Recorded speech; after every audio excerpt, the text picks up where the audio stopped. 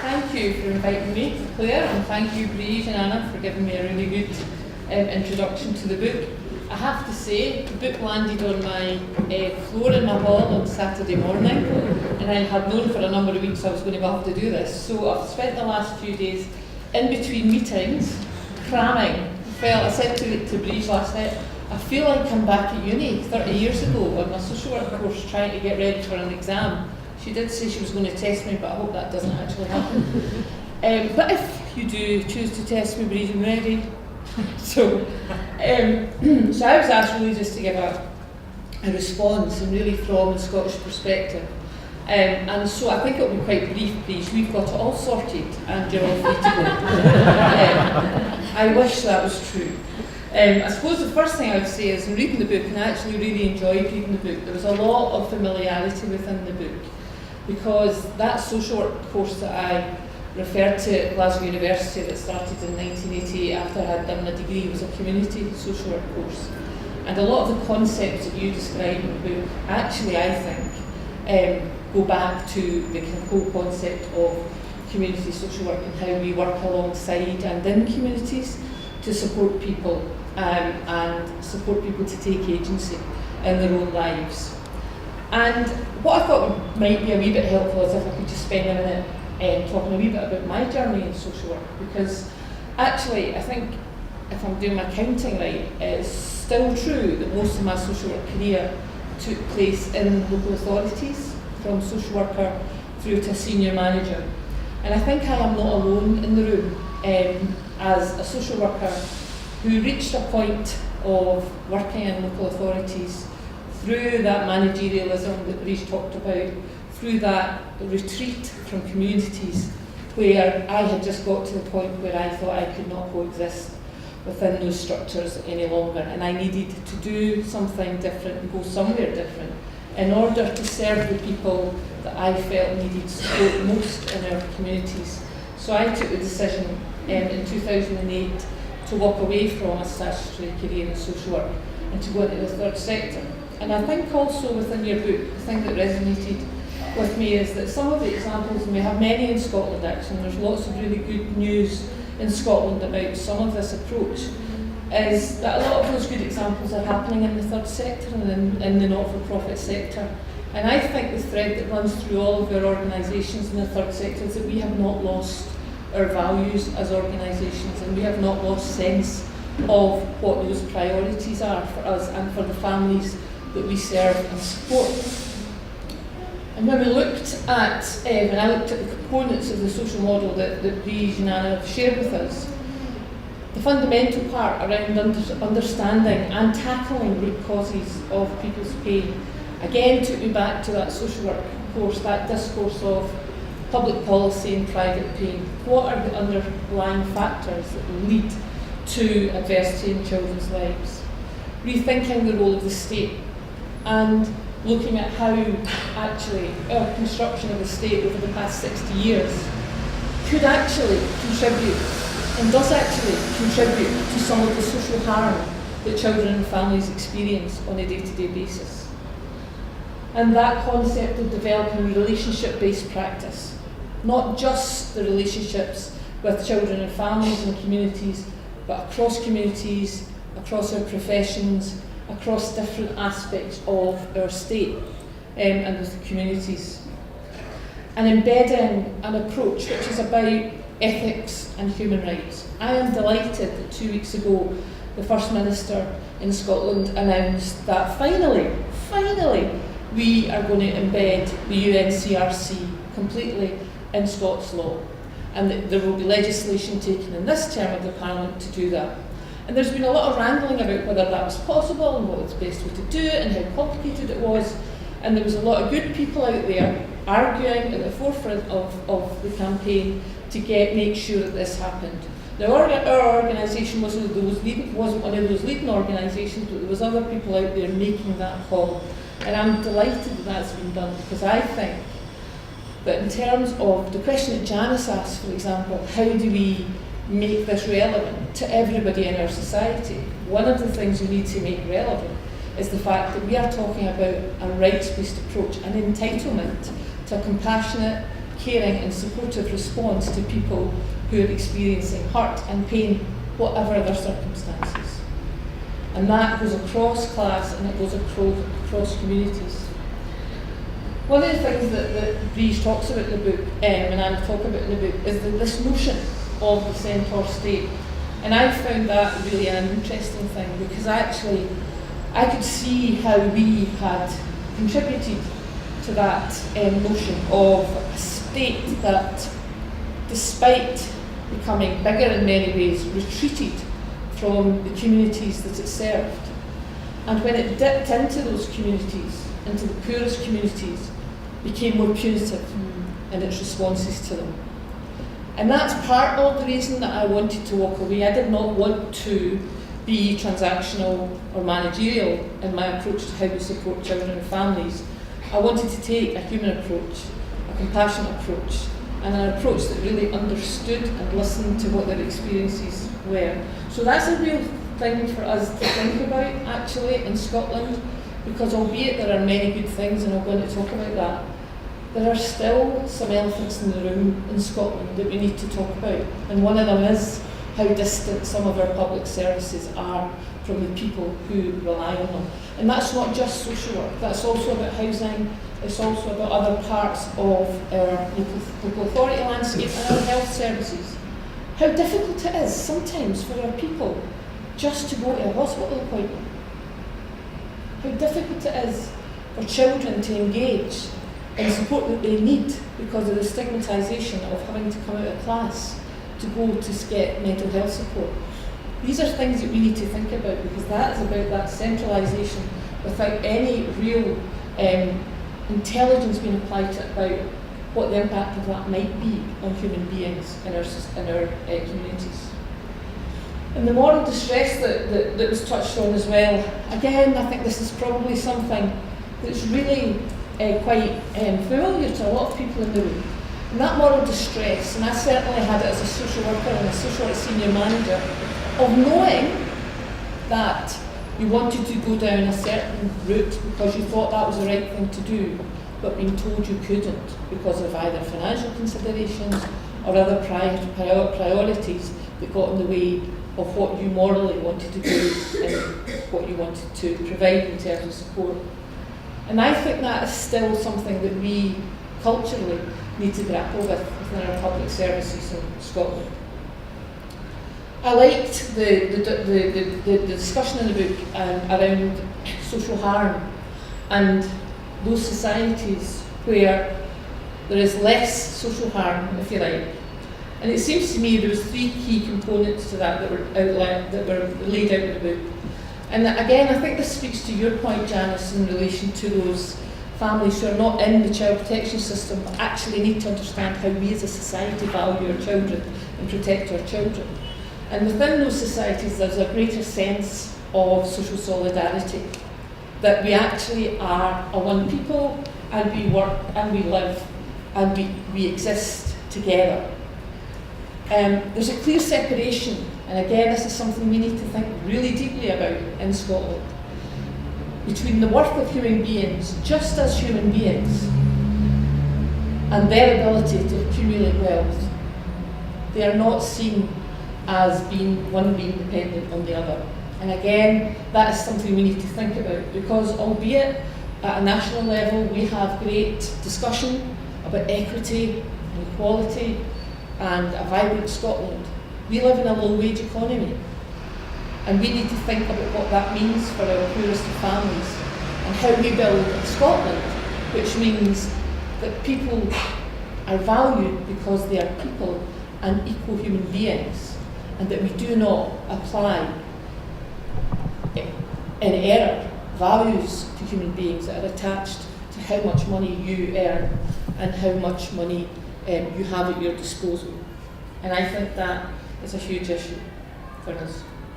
And I think that, for me, fundamentally asks the question of what kind of Scotland is it we want to become?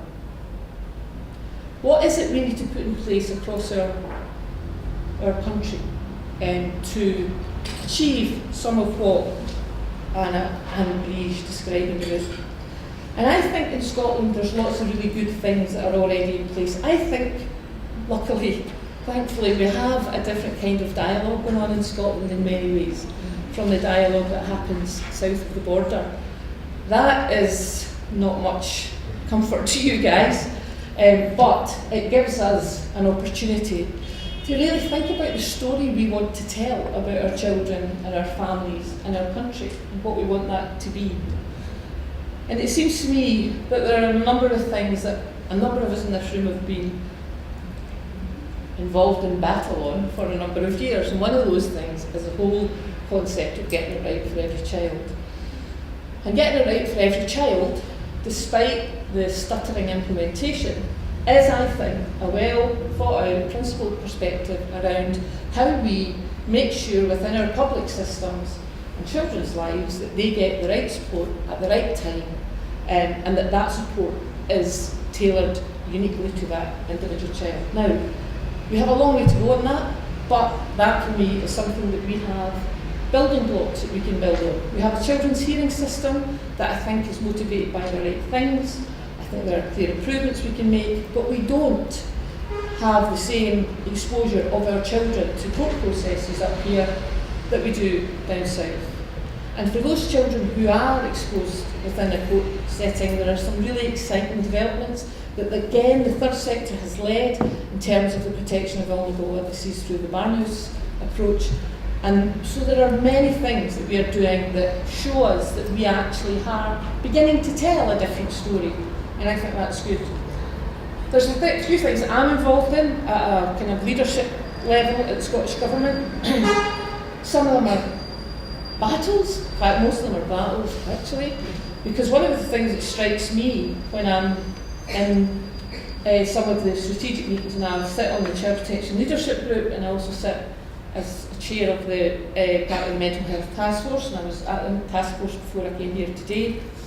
But one of the things that is still quite clear to me is a disconnect between the narrative that I think parts of the third sector and parts of social work might want to look at and describe, and what's maybe happening within other parts of the system, including education and health.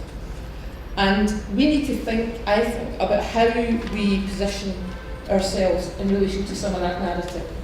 I think what's really important, what's really clear to me, and we had a conversation, I'm trying to think what meeting it was in.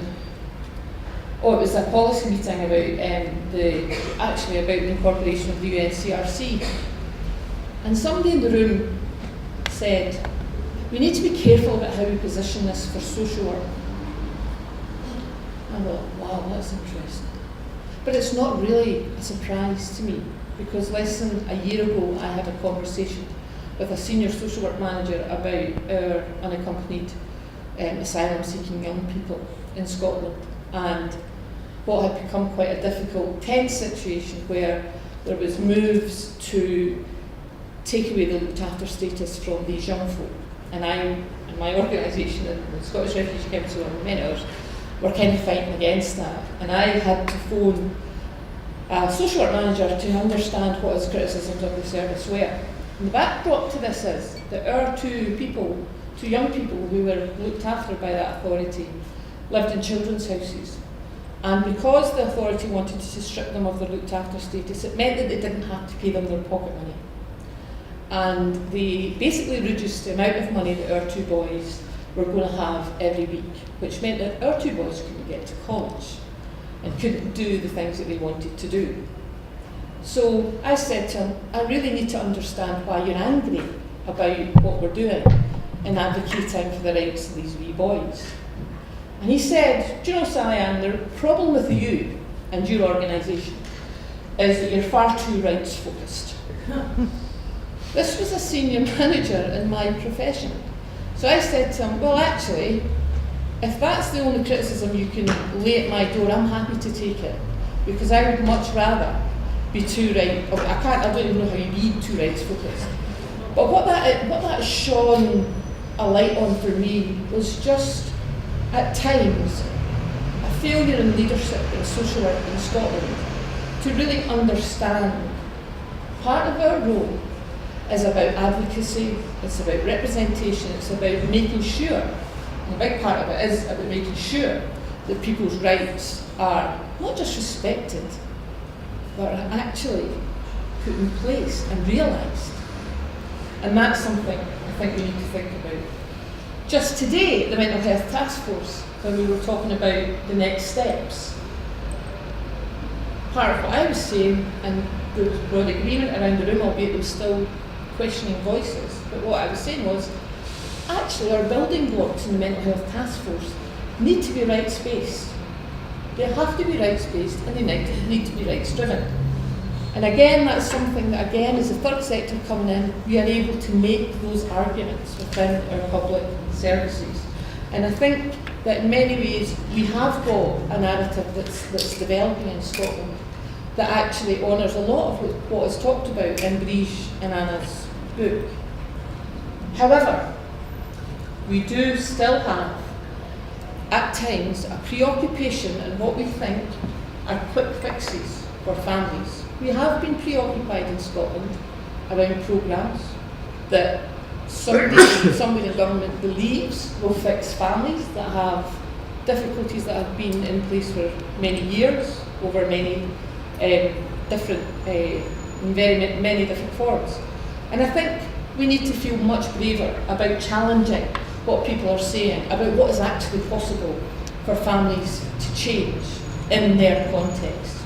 Because one of the things that strikes me, and I'm a great believer in resilience theory and the need for human beings to be resilient, absolutely.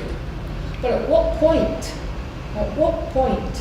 do we say we don't think that arguing that people living in abject poverty should develop resilience, because what's actually important is we change their story and we give them hope by actually increasing their income and helping them to get to a point where they are able to survive as a family and thrive as a family, not just fight on a day-to-day basis to get by. And we need to be brave about that. And part of the narrative that I think we need to join together, that story, that compelling story that I think people who subscribe to some of the stuff that Anna and Briege talked about, is to get over the fact that some of us might actually have a different focus. I'm always going to be driven by structural inequalities. I did a politics degree before I did my social work course. I can't even remember all of that stuff. But it doesn't mean that I'm not sensitive to compassion-based practices, and I'm not sensitive to some of the things that other research tells us about harm and how that comes into families. But I will always question anything that's presented to me as a silver bullet, because I think we are dealing with a level of complexity here. And I have publicly spoken about the need for us in Scotland right now to have, and I think it's happening, a much more reasoned, balanced discussion and debate around the adverse childhood experiences discussion that is in this country.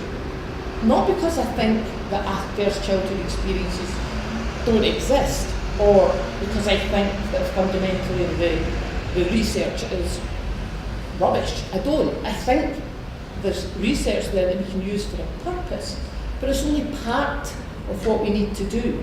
And what we need to do is link that to the structural inequalities. I stand here as the mother of a young woman who's gay. I stand here as the mother of an adopted niece. And what I would say to you is, in terms of the questions that people are asked about their trauma and their harm, we need to honour all of our communities, not just some of them. So those questions did not ask about race. They didn't ask about gender issues. They didn't ask about homophobia and the discrimination that comes around with homophobia. They didn't touch on disability. And so therefore, I think it's incumbent on all of us to push to have a much broader, richer conversation and actually put pressure on government to make sure that what we do across a number of different agendas gets joined up more. Because actually, we're in a really fortunate position in Scotland in the sense that we have what I would call is quite a rich tapestry of policy. What we have, though, is a deficit in terms of implementation. And part of that deficit in terms of implementation is that we don't have a single coherent story that we can all buy into. And a story, and I would say this to you, when we think about that story, think back to that quote that Breach put up about stories and how powerful they are. And think about some of the framing that's taken place over the last, you talk about this in the book as well, around austerity and how it was framed. There's no choice. We have to be using austerity because there is no other way. We're skint as a country. We're the 5th richest nation in the world. We make choices every day about how we spend our money. Don't tell me we can't spend money on poor people. So think about that framing and think about what changing that story means. Changing the story isn't enough in itself, but it has often been foundational to real change. Making an injury visible in public is usually the first step in remedying it. And political change often follows culture, as what was long tolerated is seen to be intolerable, or what was overlooked becomes obvious. My suggestion tonight is that we need to make sure that we honour all of our people in our society by bringing and supporting them to bring all of their stories forward, to develop a coherent narrative that is about that more equal Scotland, that more equitable Scotland, and that more fairer Scotland. And to do that, we need to speak truth to government. And we cannot hide behind organisations and not speak truth about the impact of poverty on 240,000 of our children. That is, overcoming that, by any measure, is the single biggest thing that we can do to protect our children and buffer them from further adversity. Because guess what? Their parents can make the right decisions. What we need to do is trust people who at this point have no agency, who are poor, and who actually that managerialism has taken us far too far away from. And that's my request of you.